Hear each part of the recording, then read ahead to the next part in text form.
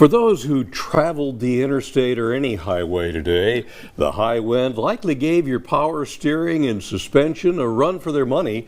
A good reminder of the danger that can exist out there, even if the sky appears to be clear, if a little dusty. Or very dusty. KTAB's Noah McKinney speaking with DPS Sergeant Marc Couch for some severe weather travel tips to keep in mind the next time those winds begin to fight back.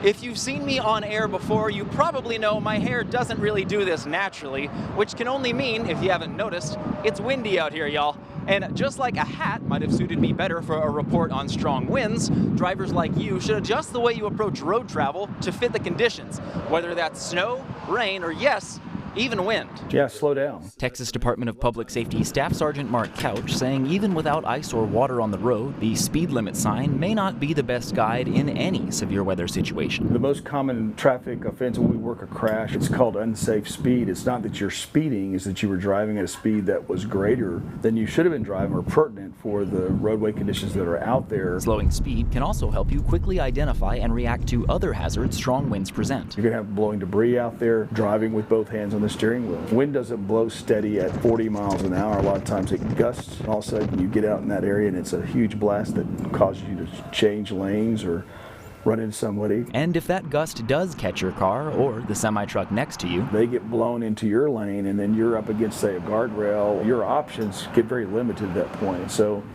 maybe it's not a time for passing. So slow down, even if that means a full halt, like in a dust storm situation. With low or no visibility, the National Weather Service suggests you get to a safe point out of the way of traffic and keep those brake, hazard, and headlights out, which may seem counterintuitive, but without the ability to see guidelines or road signs. If you and, say, several other people start setting up lights, especially if it goes in some kind of a pattern, then people start thinking the road is that way, and so they'll just drive into you. Of course, all these severe weather travel tips pale in comparison to the best way to keep yourself safe.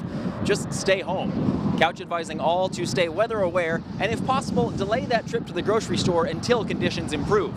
For BigCountryHomepage.com, I'm Noah McKinney.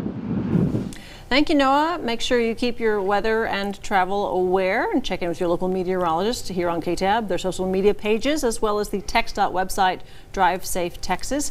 That's for up-to-the-minute information about travel safety. And Noah, we got a hat for you as well. Yeah.